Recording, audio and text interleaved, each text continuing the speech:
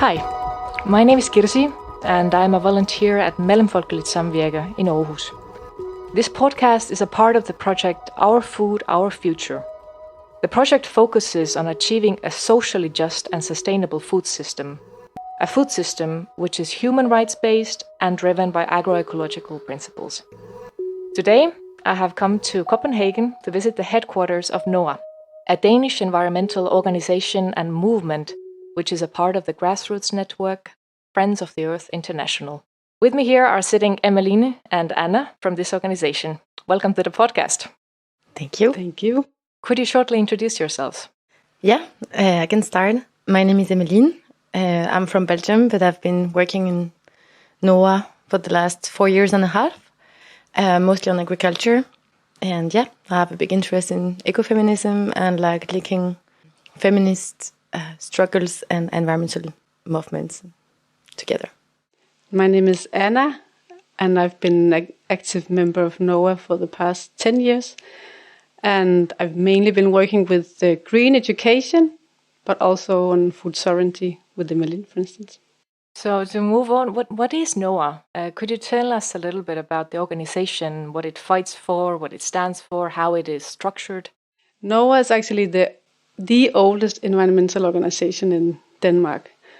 But we are also a very small organization driven mainly by volunteers, because we refuse donations from corporations and the financial sector. So only the EU and state funds are the only funds that we accept. So mainly all of us work voluntarily, and then very few of us are paid.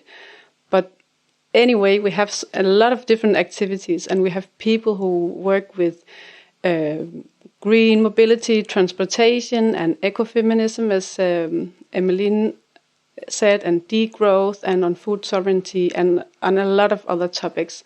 So many things are happening here, but it's like a bumblebee who doesn't really know it can't fly, because it's been going on like this for 50 years, and we're still here fighting for a just society.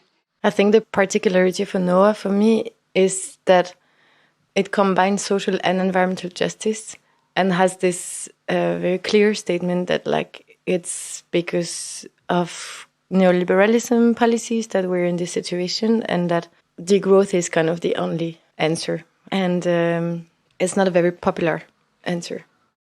And I think it's also reflected in the way we're structured, that we have a board, but in fact they don't really have the last word, because we are structured as a flat organization, so everyone can actually walk right in from the street and be a part of the organization and have as much power as people who've been active for the past 25 years. And of course it doesn't really work that way, because when you have been an active member, you know how it works, and it's easier to have your voice heard.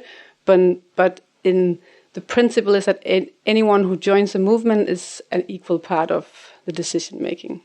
I think that sounds so great. It's very feminist leadership principle oriented. There is also this workshop we do at MS about feminist leadership, and it's all about not having hierarchy top down, but having it on the same level. So that's really cool to hear that you are doing it here. There are organizations here in Denmark that do it. You mentioned a little bit about some projects that you do in NOAH. Could you maybe give a more detailed overview of some more important projects that are at hand right now? Well, we have very different kinds of projects. I think we have the more political lobby work we do is, for instance, the project on biomass, trying to show how biomass is by no means a green sort of energy. And also on the financial sector, showing how the money is actually spent differently from what we are told in the media.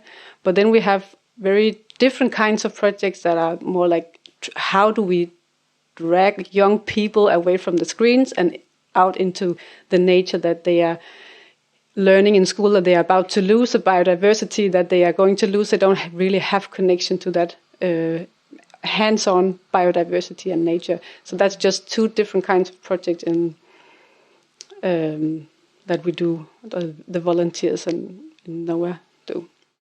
We're also working currently on like community-supported agriculture, which is like an idea that you share costs in a more equal way between farmers and customers. So we try to raise awareness about explaining what is this concept about, and also trying to gather farmers to give them access to those type of knowledge. And then we also go to agricultural schools, for example, to teach about alternatives. And then another project, because I'm mostly working with agriculture, we have a project about like eating more plant-based food. Not that eating animals is bad in itself, but the way it is done today is just like really unsustainable. And Denmark, for example, is producing a lot of pigs, and that has consequences on the environment. Yes. So it's also like trying to, go on the street or like at green markets and try to serve some alternative food, for example, for telling people that the transition can also be inspiring, and it doesn't have to be like dragging and boring and that it looks like really gray, but it's actually really empowering to also try to change the way you are in the world. I think it's actually very important to mention that the work we do stands on two legs in a way, that one is to be a kind of watchdog to pinpoint all the wrong things in society, and the other leg is to try to show more sustainable alternatives to create active hope and engagement. And when you do this project with raising awareness about plant-based food, are you doing it in collaboration with the farmers, or how do you do it? As Anna just said it, we try to articulate very much like problems and solutions. So I think the previous years we've been trying to collect testimonies of like neighbors to pig factories. We don't call them farm anymore.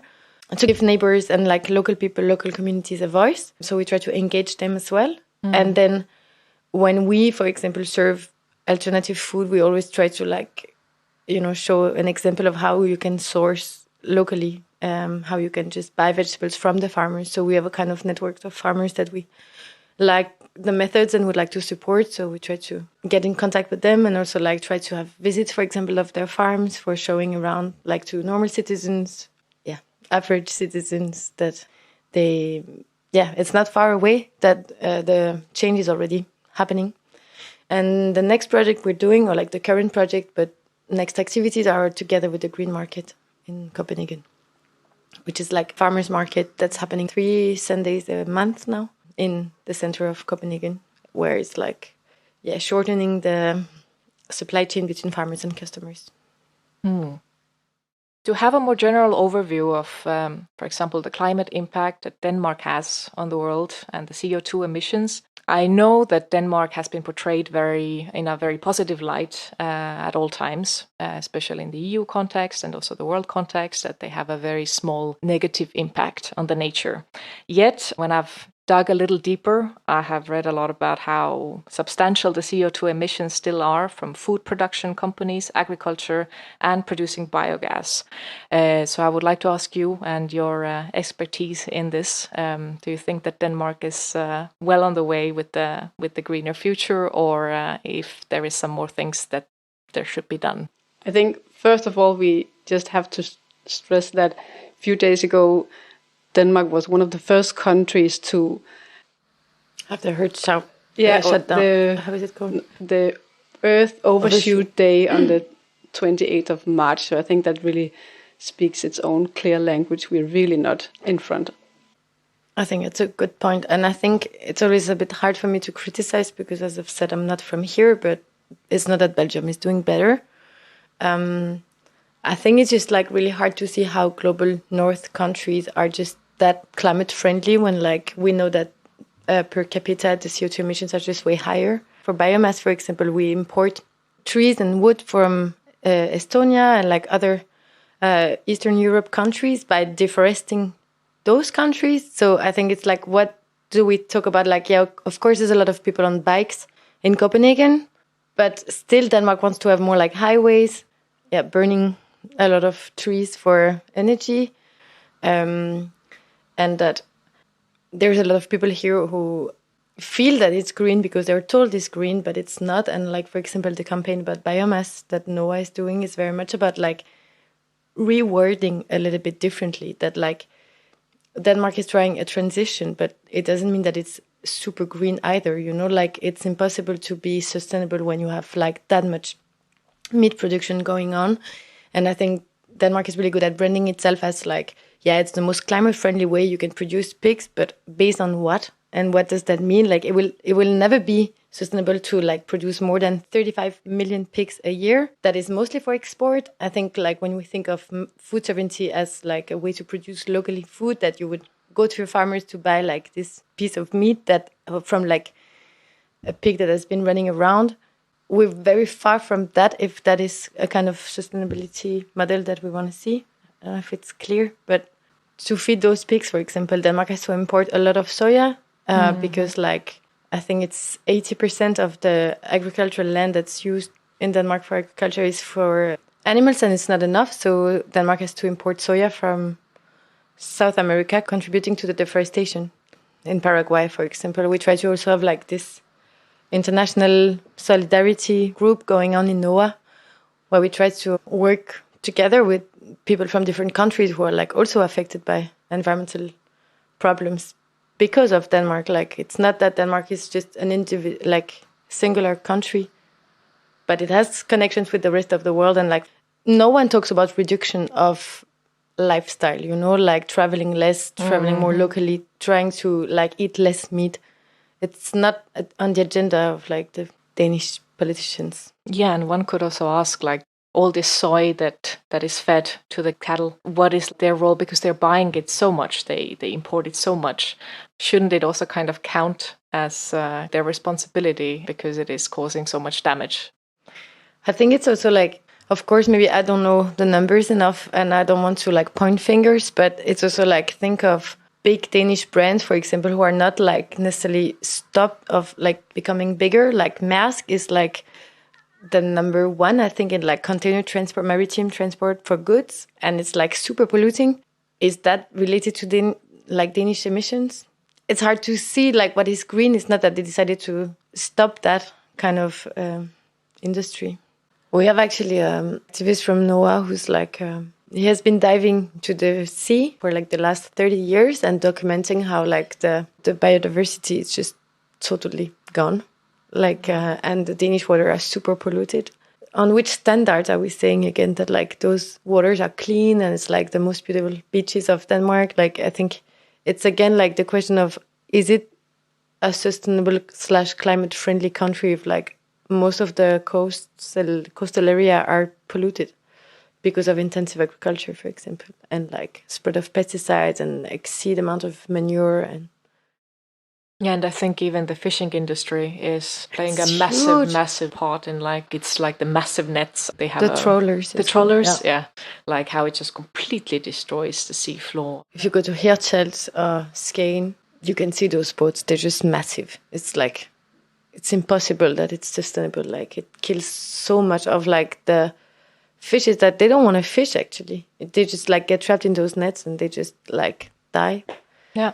There's like an organization working a lot with that, Levende Hav. Levende Hav, yeah. The living sea. Yeah. To talk about something that is actually more sustainable. Then around a month ago, then you came to MS Aarhus to do a workshop about community-based agriculture. And I would like to ask you how to start such a sustainable community-based farming trend, and why would we need it? So many reasons. I think I don't know really where to start, because the reason we would like to support a movement like this, like community-based agriculture, is one thing is for the farmers to have a more, let's say, also socially sustainable way of working and living for them. They would know if they have the direct contact with the consumers and they have actually already sold a percentage of their vegetables before they harvested, they have some kind of security before the season starts. And at the moment, it's really hard to have to be a farmer in Denmark. It's really in no way sustainable. You have to have a lot of support from the EU and from the Danish state to actually to run a farm. And still, when you have been running a farm for 50 years and you would like to sell it in the end, it's not really possible because it's so extremely expensive. So if you can actually have a small scale farm that's supported by your local community, it's more sustainable for the farmer. Hopefully it will also be more sustainable for the people around the farm because they will have direct access to locally grown and seasonal food that's hopefully more healthy because it's been grown in the fields and not been traveling across the globe before it reached their plate. And I think also for society in general to have these more locally based solutions. For now it's the farming, but it could also be in terms of energy and education. I don't know, a lot of different transportation, of course, as well. I think there's so many advantages of this way of locally supported agriculture.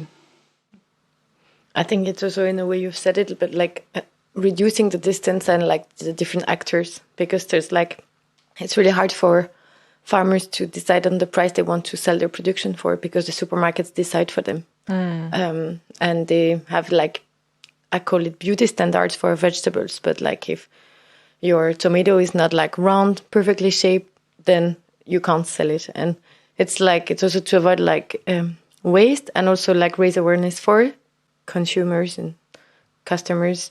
And in which conditions does your food is grown and where is it coming from and how does the climate affect the size of your vegetables, for example, and also like educate ourselves because it's also kind of, I wouldn't say power, but like knowledge that we've lost because it's really easy to just buy everything in the supermarket and not questioning where it's from. And all of that, I think it's also like a general critique that Noah has is that just like the whole supply chain is invisible. So how can you be aware of like the one who are behind what you consume?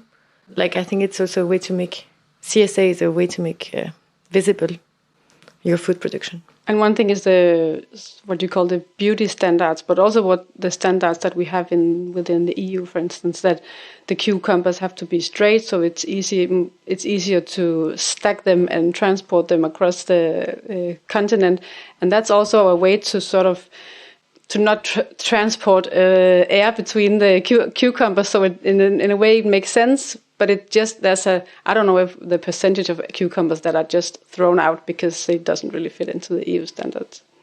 No. I think it's just mad to think that so much food gets trashed because of that.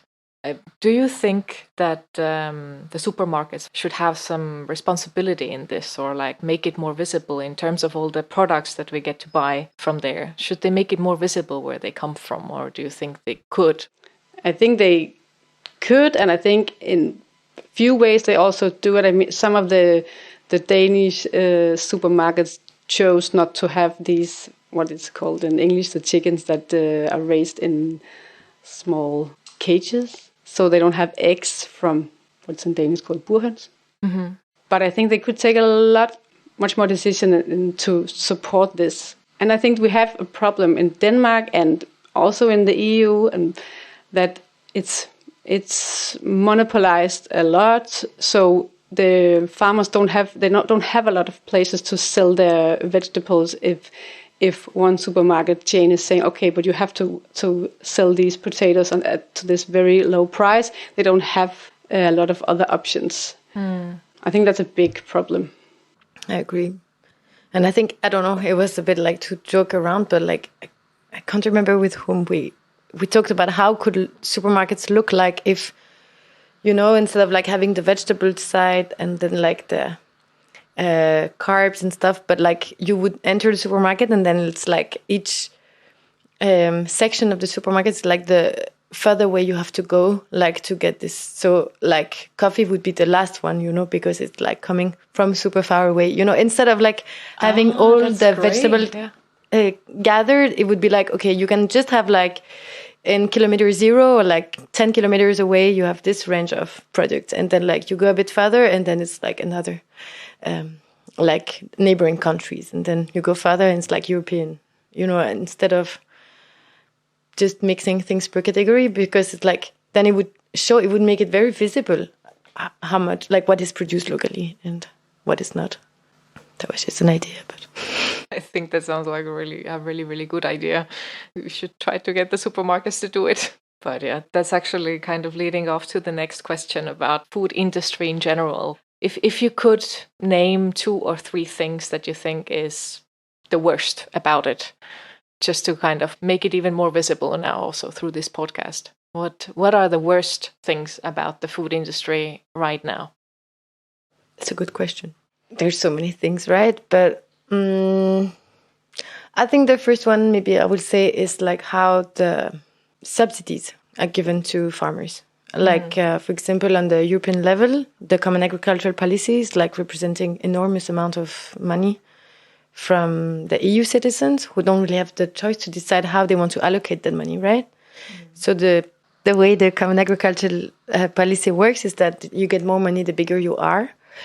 And it's very, very heavy in like administrative work. So like small scale farmers actually don't really think it's worth it to try to apply to it. And it's really regarding less of the methods you use in your production, for example. So the bigger you are, the more money you'll get from the EU. And like that shapes a system where like it's your aim to become bigger and to be more in depth, because then you have more subsidies, and it's just like you industrialize super much agriculture in that sense, instead of making it more locally and human and like small scale. So that's the thing. Want to go for one? Oh, I can't really choose. I'm just thinking of the consequences. This makes it, as I said earlier, it makes it impossible for new farmers and for young farmers to enter this field, because these farms are so enormous and really, really in depth. So it's impossible to start. And that we have a problem, because I think maybe in 10 years, most of the Danish farmers will have to retire, and they can't sell their farms, which makes them in debt for the rest of their lives, and we don't have new people to take over. But that's not answering your question. It's just lining up the problems. It's one of the biggest problems. Yeah, I mean, it's also all based in the society and the capitalistic way of thinking of always bigger is better, and then the human experience is very little next to that. Yeah, and then we also have to highlight, and it's quite difficult in these times where the prices are rising, or at least they have been, that people don't pay much for their vegetables. I think they spent, I don't know if the percentage was, maybe you remember. It's like 50 years ago, something like that. People used to use more than 50% of their income on food, and now it's less than 13%. So people pay less and less, and it doesn't mean that people get richer and richer. It's like money is just spent differently on high rent. And I think if the politicians could like freeze the accommodation, like real estate market, then it would also maybe like not seem super expensive to buy or like to pay properly the farmers. And I think because like we rely on those subsidies to think that we don't have to pay that much for the food because then the EU is doing it. But it's actually not true. Like farmers are not well paid, and a lot of them are like in super much debt. And that's when we are trying to promote CSA as an alternative financial way of getting the farmers paid. I think a lot of people are shocked that they actually have to pay 3 times as much while buying directly from the farmer, if they should actually pay what it costs the farmer to produce the food. So it's one thing is to make this connection, but it's between the farmer and the consumer, but it's also to try to to educate people. And that's also what many of these farmers do. They invite people into their farms to take part in the harvesting and the different processes in the farm. So that's a way to sort of teach them, okay, it's actually quite time-consuming to grow carrots or whatever. Because, I mean, at the moment we pay 10 kroner for bio carrots in the shop, and then you have to maybe pay 3 times as much if you buy it directly from the farmer. Yeah. Maybe hard to understand if you don't know why. That's the paradoxy of ecology, right? That like it should always be more expensive. And then it's like it touches upon like the class aspect and who has to pay for this. And I think that's where like it always becomes political, that like it's the state's responsibility if we want to still rely on like a government system in order to transform the society we have. It's also like about making sure that those people who are like working for the transition get properly paid, because I don't know, it's the same problems like in the clothing sector. Like clothes are just made so cheaply, like from cotton that's produced in Burkina Faso or in India, and then it's like processed or like transformed into like fabric in Bangladesh, and then it's like sew somewhere else. But then if you want like to use local material like wool that comes from sheep on like Danish lands where like people have taken care of their sheep and stuff, and that like we transform the wool here in Denmark, then of course it requires work and time, costs a lot of money in Danish salaries. So a jumper produced in Denmark with local wool would cost like 500 euros. And no one wants to pay for that. No. But then it's like, could we say that maybe like people spend 50 euros on clothes per month? So like within 10 months, you've paid back like a jumper that has been locally produced, you know? And it's just like this question of where is our money going? We have to work anyway for producing that money, but then how can we also support like our neighbors to also have a right to have a decent life? But one way to come around this issue in agriculture is, as we experience some of the CSA farms, they say, okay, but to be a part of this CSA, you have to buy a certain piece before the harvest, but you can pay between, let's say, 4,000, 6,000 for a whole season, and you decide. If you have the money to pay the full price, we are really happy. But if you can only pay 4,000, you get same share of the harvest as the others. And that's one of the ways where you can also share and become like more aware of your privileges, and then like decide of supporting other people and have a more like equal right and equal access to good food, for example. I was thinking of another problem for me, but like just generally in the food industry, it's like patenting of seeds. I think it's just crazy that like a lot of the biodiversity and the amount of seeds that nature has produced, and then like some people can just decide on a catalog of which seeds can be sold or not, and that then if the seeds are forbidden from the catalog, then it's illegal to grow them. I didn't know that that's a case. Let's say that I'm a farmer and I want to grow certain cucumbers, then it's not always possible. Yeah. Is it the big corporations that buy the patent for the seeds, or how does it work? In fact, you can't patent a seed that's not GMO.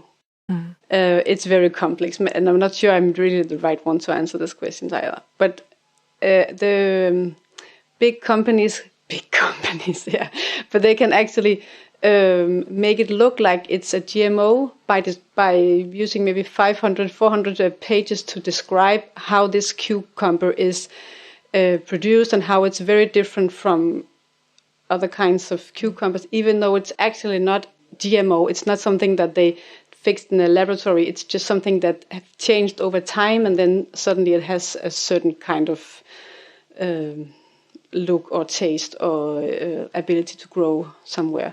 And then it's so precisely described, so they actually patent something that has been, for instance, grown in South America for the past, hundreds of years. it's a big problem.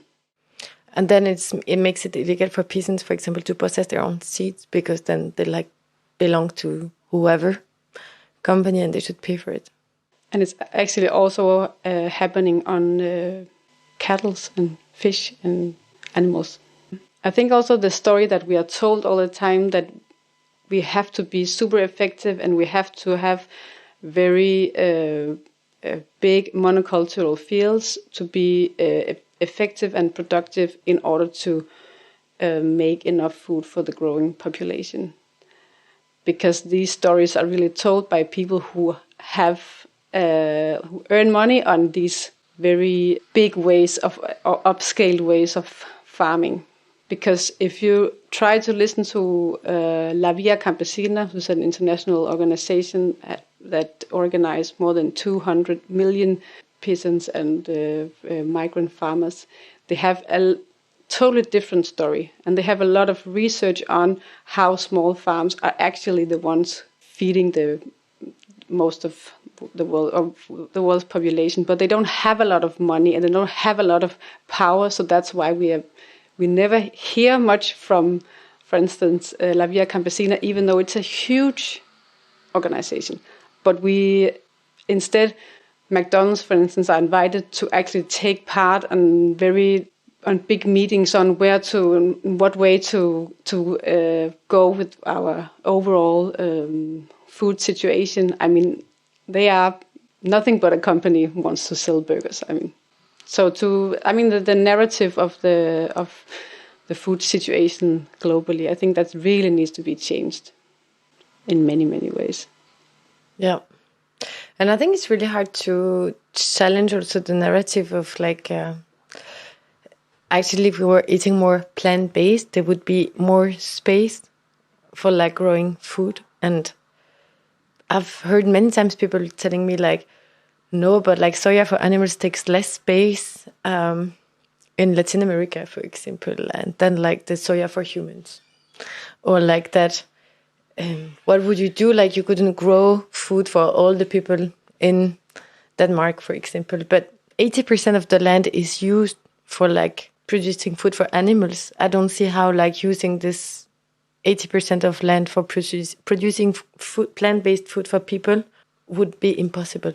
I just don't understand this clash that people can make understand. And I mean by people, one of them is my grandpa, for example, who's just he really comes from the previous generations of farmers in Europe where they still had few cows and few pigs and few chickens and your kitchen garden, and that was how you had a farm. So they were kind of self-sufficient. And they have still very much this idea, because I think the narrative that's used, for example, is very much that Denmark is still very much farmers' land, and people relate very much to this nostalgic past of we are such a farmers' nation.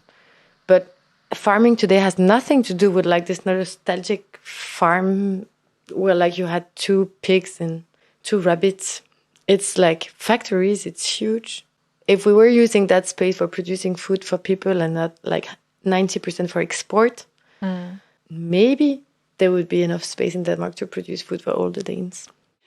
But then at the same time, we also have to remember that in brackets, the enemies here are not the farmers with the pig factories, because they are just as trapped in this system as the consumers. And we have organized farmers' visits to conventional pig farms, and many of these farmers really feel that there's no way out for them. This is the only way to sort of survive is to get big and big and big and big, and not even that can solve the problem. For sure. And I think it's the same problems that the same idea with the subsidies that just are allocated to the bigger farm you have. It's, I don't know, in Belgium it could be potato fields, for this special Belgian fries, or in Italy and Spain it's tomatoes. So countries specialize into producing one good, and it's not their fault. They just adapt to the market to survive. I think there is a history of environmental activists pointing fingers at farmers, and we want to say that we're in the same fight together. And it's it's a system that has to change. It's not like individual responsibility. And one thing that Emmeline is part of in NOAH is to try to create utopias. And I think that adds on to this. We have to really try to think differently in many ways. And some years ago, NOAH was a part of an investigation trying to find out, okay, if we redistributed the land as it is right now, 60% is the Danish land is agriculture. But if we saved a lot to sort of free nature, and then if we changed what kind of agriculture we have, and if we started to eat less meat and less animal products, maybe 20% of what we do today, we could feed. I don't really remember the numbers. We will have to find them maybe. But I think it was 50 million people we could actually feed with only the Danish agriculture. And that's much more than we do today. And that's not even by going vegan, all of us. It's just like reducing a lot and changing the landscapes completely. Emmeline, can you tell us more about those utopias? Maybe it could be a kind of a spin-off for the next question. If there is one thing you could change through activism in NOAH, what would it be? That's a good question. I think I was actually thinking of to also jump on what Anna said, try to make the farming job more attractive. Like also because if we were to have this model, we would need way more people involved in that. And okay, if I can just dream and bring utopias on the table now, I think I could think of a system where we would have to work less. There would be like a basic income or something like that. And then we would have more time per week, for example, or per month, where we would have to go to contribute to help the farmers who produce our food, for example. I think that if it had to be an utopia, I would like people to get more involved into what they need for sustaining their own life. And this reproduction labor, it's called, how do we reproduce life by cooking, cleaning, producing clothes and stuff. And I think involving people just a little bit, it doesn't have to be a full-time job for everyone, but just even a lot of people here have a lot of gap years that are very free. And I think if a part of it could be that you had to give back a service to the community by contributing to an elderly home or a farm, that, for example, for me could be an utopia. That would actually not be that far from being realistic if we could just all take some hours to go and help the farmers, the one who produce our food, because we all enjoy it. So then it would shorten also this limit between where our food is from and us. Yeah, and that would also bring people closer. I mean, building this community and the responsibility, community responsibility to take care of your surroundings and others. It sounds great. But I think it was also an idea that MS had, also to bring those politicians on one day in the field. Maybe that would also change a little bit the relationship that, this big gap there is between the decision makers and the citizens and food producers, for example, if they talk about food. But the Institute for Eternal Utopia, that was your question, is a group in NOAH that tries to combine together art and activism. We call it Artivism, where we try to challenge a little bit the perspectives and the way we see the world. And I think there's very much in the main narratives how there is CO2 emissions that we have to reduce, and that's how we have to fix the climate crisis. But it's not only about that. I think it's also about changing the way we understand we are part of the world. We're not. It's not nature and us. We are nature. I mean, we have super much microorganisms in ourselves and outside. It's a relationship we should have with nature. And so I think a part of the institute is trying to challenge a little bit this dualist perspective of you and the world, or me and the world, and also try to bring to consciousness some dreams, because if you can picture it in your mind, then you can maybe talk about it, and then from that you can share it with other people and make it become concrete, and then maybe possible. But Anna, what about you? with the question, if there is one thing you could change through this activism here in NOA, what would it be? I think it would be to slow everything down. I think the main problem today is that we have to be more and more effective, more and more productive. We need to have more and more to, be successful. And so I think one of our colleagues always said that we dream the wrong dream. So maybe slow down and start dreaming something differently, where we change what's important for ourselves to become sort of happy with our lives. Well, that was a bit fluffy, but I think it goes for almost all sectors. We should really slow down. Finally, I have one last question. What could each of us do to help along for this change? I think in many ways we should also walk the talk and show a way forward like we do in NOA. We are very democratic and we work very slow because we have to take all decisions all together. We never vote, so we just have to be present and raise your voice, and that's how you sort of get things through. And I think we should have much more of that direct democracy in all parts of society. So maybe you can start engaging in local communities on food or caretaking or clothes making, or I don't know, all parts of society. I think there's plenty of things to do, and I don't know if like you're familiar with that. Maybe it's more like a French thing, but like there's like the story of this bird like carrying water drop by drop when like the forest is burning. And like it's often taken as an example of like the other animals from the forest make fun of this bird who's like bringing drop by drop and tries to stop the fire. And it has been like used as a super huge example for like make a change. And it's an individual responsibility to contribute the way you can. And I think like the other part of the story is not told often. And it's that like the bird is just like dying of exhaustion of doing something alone. I think like the most important is like try to organize and like try to, of course you have an individual power. Like you can start to decide that, okay, I'm going to buy less clothes and like allocate more budget to my food because now I'm aware of like where it's from and I would like to actively support a farmer. But it's also by like, organizing those collectives or join an organization or write a letter to a politician. Like there's many things that you can do individually, but it's not only about being individual, it's also about like bringing it to the collective and the rest of society, if that makes sense. It does.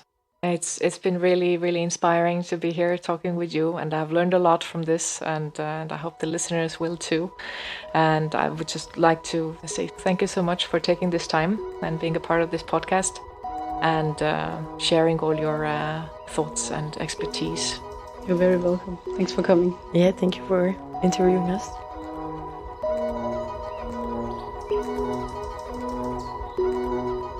This podcast was produced with the financial support of the European Union.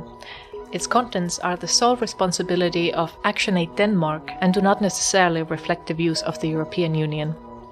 We've got a lot going on in Mellemfolkeligt Samvirke Aarhus. We are a Danish NGO that works for a more just and sustainable world, collaborating with global partners worldwide as part of the ActionAid Alliance. Here in Aarhus, we have over 100 volunteers working together to run a not-for-profit cafe and campaign and educate in areas ranging from feminism and climate justice to anti-discrimination and economic inequality to queer issues and refugee rights.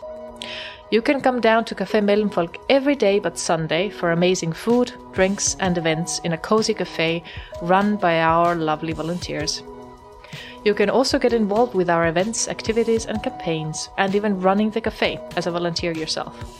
So check out our Instagram and Facebook to find out more about our cafe and our campaigns by looking up Café Mellemfolk or Mellemfolkeligt Samvirke Aarhus, or following the links in the episode notes.